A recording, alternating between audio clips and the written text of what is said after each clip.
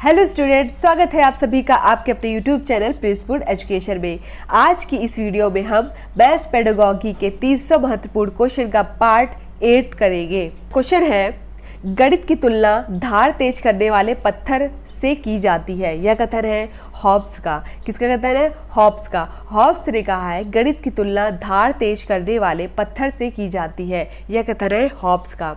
Next question है, गणित महावीराचार्य किस धर्म से संबंधित है? तो जो महावीराचार्य हैं, जो गणित सार संज्ञा पुस्तक के प्रवर्तक हैं, वो किस धर्म से संबंधित है? जैन धर्म से। किससे संबंधित है? जैन धर्म से। नेक्स्ट क्वेश्चन है, वर्तमान समय में गणित में पाठ्यक्रम में व्यवस्था होनी चाहिए। तो वर्तमान समय में गणित में पाठ्यक्रम में अनिवार्य विषय के रूप में होनी चाहिए व्यवस्था, मतलब गणित को जो है वो अनिवार्य विषय के रूप में रखा जाए।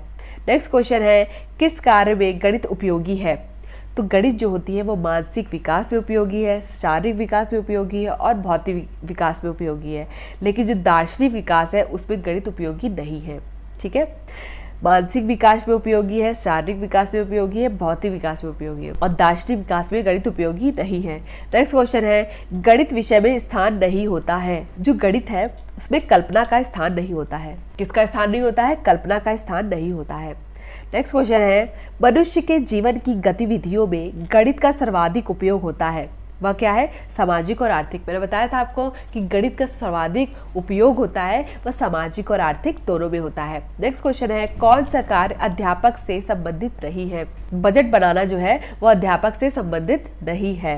नेक्स्ट क्वेश्चन है, सर्वाधिक प्रभावशाली शिक्षण सामग्री है। सर्वाधिक प्रभावशाली शिक्षण सामग्री है प्रत्यक्ष अनुभव। मैं क्वेश्चंस जो है वो रिपीट इसलिए करा रही हूँ ताकि आपको याद हो जाए। ठीक है, सर्वाधिक प्रभावशाली शिक्षण सामग्री है प्रत्यक्ष अनुभव। नेक्स्ट क्वेश्चन है, वस्तुनिष्ठ परीक्षण की सर्वाधिक महत्वपूर्ण विशेषता कौन सी है? विश्वसनीयता, वैधता, वस्तुनिष्ठता क्या है? वो वस्तुनिष्ठ परीक्षण की सर्वाधिक महत्वपूर्ण विशेषता है। क्वेश्चन नंबर 142 है, प्रश्नों के प्रकार। प्रश्न जो होते हैं वो दो प्रकार के होते हैं, निबंधात्मक प्रश्न और वस्तुनिष्ठ प्रश्न। प्रश्न कितने प्रकार के होते हैं? प्रश्न दो प्रकार के होते हैं, निबंधात्मक प्रश्न और वस्तुनिष्ठ प्रश्न। अब बात करते हैं जो निबंधात्मक प्रश्न है वो कितने प्रकार के होते हैं? तो निबंधात्मक प्रश्न जो होते हैं वो 3 प्रकार के होते हैं, दीर्घ उत्तरी, लघु उत्तरी और अति लघु उत्तरी। तो हमने पढ़ा जो प्रश्न है वो 2 प्रकार के होते हैं, निबंधात्मक प्रश्न और वस्तुनिष्ठ प्रश्न। निबंधात्मक प्रश्न जो है वो 3 प्रकार के होते हैं, दीर्घ उत्तरी, लघु उत्तरी और अति लघु उत्तरी। अब जो वस्तुनिष्ठ प्रश्न है वो भी 2 प्रकार के होते हैं, पूर्ति प्रश्न और चयन प्रश्न। क्या होते हैं? पूर्ति प्रश्न और चयन प्रश्न। पूर्ति प्रश्न जो होते हैं वो 2 प्रकार के होते हैं, साधारण प्रत्यास्मरण प्रश्न और रिक्त स्थान पूर्ति प्रश्न। कौन से? साधारण प्रत्यास्मरण प्रश्न और रिक्त स्थान पूर्ति प्रश्न। अब बात करते हैं जो वस्तुनिष्ठ प्रश्न जो है उसके जो चयन प्रश्न है, उसका पार्ट जो चयन प्रश्न है उसके कितने प्रकार होते हैं? तो वो 4 प्रकार के होते हैं, सत्य असत्य, बहुविकल्पी प्रश्न, मिलान प्रश्न और वर्गीकरण प्रश्न। तो फिर से एक बार देख लेते हैं। प्रश्नों के प्रकार हैं 2, निबंधात्मक प्रश्न और वस्तुनिष्ठ प्रश्न।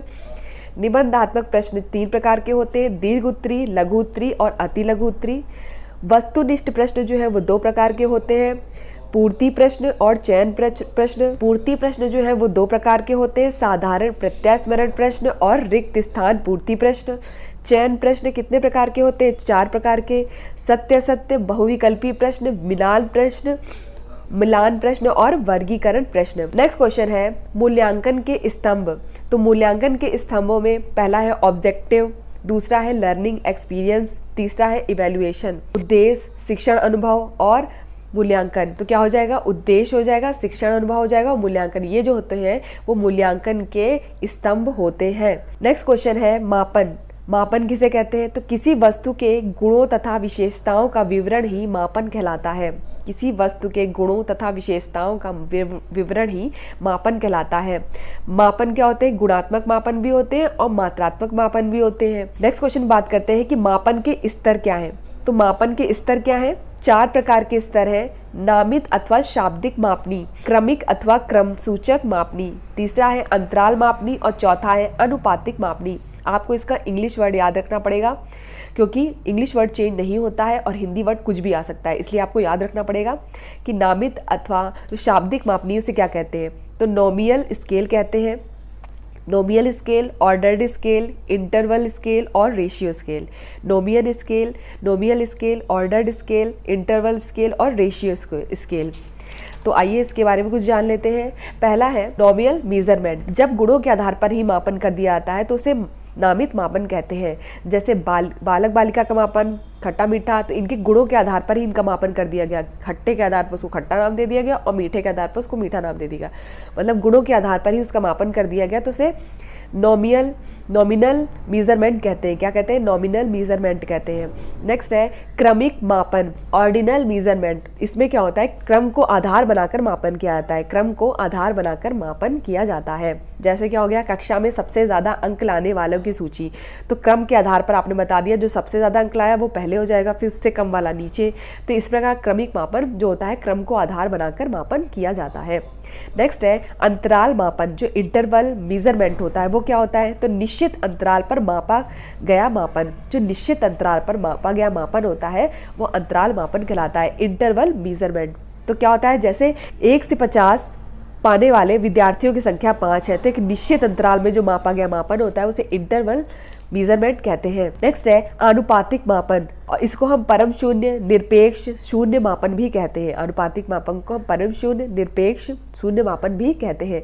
किसी व्यक्ति के एक गुण को दूसरे व्यक्ति के उसी गुण से मापना, मतलब जिस व्यक्ति का गुण है उसकी उसी गुण को दूसरे व्यक्ति के उसी गुण से मापना क्या हो जाता है? अनुपातिक मापन, या बोल देते हैं रेशियो मेजरमेंट। आपको इंग्लिश वर्ड याद रखना है, रेशियो मेजरमेंट। इसे ही परम शून्य, निरपेक्ष भी कहते हैं। जैसे राम के पास 5 हिंदी किताबें हैं और श्याम के पास भी 3 हिंदी किताबें, मतलब कि किताबों की तुलना किताबों से करी गई है। तो एक गुण को दूसरे व्यक्ति के उसी गुण से मापना अनुपातिक कहलाता है।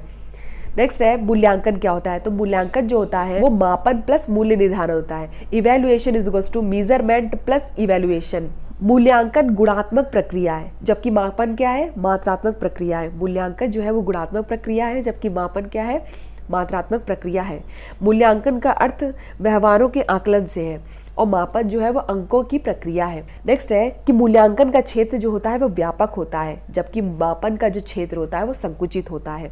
नेक्स्ट है मूल्यांकन सतत चलने वाली प्रक्रिया है, और जो मापन है वो सतत प्रक्रिया नहीं बल्कि वह मूल्यांकन का ही एक भाग है। नेक्स्ट है मूल्यांकन साध्य है। ये इंपॉर्टेंट है। मूल्यांकन क्या है? साध्य है, जबकि मापन क्या है? एक साधन है। मापन क्या है? एक साधन है और मूल्यांकन एक साध्य है। और मूल्यांकन जो है गुणात्मक प्रक्रिया है और मापन क्या है? मात्रात्मक प्रक्रिया है। नेक्स्ट है मूल्यांकन द्वारा निदानात्मक तथा उपचारात्मक शिक्षण संभव है, कि मूल्यांकन के द्वारा हम निदानात्मक और उपचारात्मक शिक्षण को संभव कर सकते हैं, जबकि मापन के द्वारा निदानात्मक उपचारात्मक शिक्षण है वो संभव नहीं है। नेक्स्ट पॉइंट है मापन के कार्य। तो मापन के कार्य क्या क्या है? तुलना करना, निदान करना, ये इंपॉर्टेंट है। तुलना करना, निदान करना, संशोधन में परिवर्तन, वर्गीकरण, अनुसंधान तथा शोध कार्य। क्या हो गया? तुलना करना, निदान करना, संशोधन में परिवर्तन, अनुसंधान तथा शोध कार्य और वर्गीकरण। नेक्स्ट क्वेश्चन है सामान्य से विशिष्ट का सिद्धांत किसमें प्रयोग होता है? तो सामान्य से विशिष्ट का सिद्धांत निगमन विधि प्रयोग होता है, जो कि नियम से उदाहरण की ओर होती है। ठीक है। नेक्स्ट क्वेश्चन है गणित में किस विधि में हम प्रायः सूत्र तथा नियमों की सहायता लेते हैं? तो ऐसी कौन सी विधि है जिसमें हम किसकी सहायता लेते हैं? सूत्र तथा नियमों की सहायता लेते हैं, वह है निगमन विधि। कौन सी विधि है? निगमन विधि। नेक्स्ट क्वेश्चन है छात्र गणितीय गणना में गति प्राप्त कर सकता है किसके द्वारा? अभ्यास द्वारा। अगर हमें अभ्यास करेंगे गणित का तो हम उसकी गणना में क्या कर सकते हैं? गति प्राप्त कर सकते हैं। ठीक है, मतलब कि तेज हो सकते हैं अभ्यास द्वारा। नेक्स्ट क्वेश्चन है आर्यभट्ट का समाज में योगदान बालक जान रहा है, यह किस उद्देश्य की पूर्ति कर रहा है? अभिरुचि।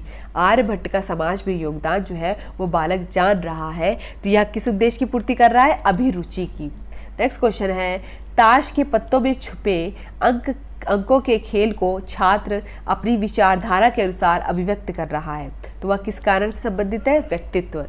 ताश के पत्तों में छिपे अंकों के खेल को छात्र जो है अपनी विचारधारा के अनुसार अभिव्यक्त कर रहा है, वह किस कारण संबंधित है? व्यक्तित्व से। नेक्स्ट क्वेश्चन है सम विषम संख्याओं को बालक सारणीबद्ध कर रहा है, वह किस उद्देश्य की प्राप्ति कर रहा है? कौशल। किसका प्राप्ति कर रहा है? कौशल। सम विषम संख्याओं को बालक सारणीबद्ध कर रहा है, वह किस उद्देश्य की प्राप्ति कर रहा है? कौशल की। नेक्स्ट क्वेश्चन है गणित विषय के लिए पुरातन स्रोत के रूप में कौन सा ग्रंथ उपयोगी था? गणित विषय के लिए पुरातन स्रोत के रूप में कौन सा ग्रंथ उपयोगी था? तो ऋग्वेद उपयोगी था। कौन सा? ऋग्वेद उपयोगी था। नेक्स्ट क्वेश्चन है, शिक्षण शास्त्र या अध्यापन विद्या से संबंधित प्रभाव क्या है? शिक्षण विधियाँ और शिक्षण कौशल दोनों। क्या शिक्षण विधियाँ और शिक्षण कौशल जो है वो शिक्षण शास्त्र या अध्यापन विद्या से संबंधित प्रमुख मुद्दे हैं। तो इस तरह से हमने 300 महत्वपूर्ण प्रश्नों का पार्ट 8 यहाँ पे कंप्लीट किया। नेक्स्ट वीडियो में हम पार्ट 9 करेंगे। धन्यवाद, मिलते हैं अपनी नेक्स्ट क्लास में।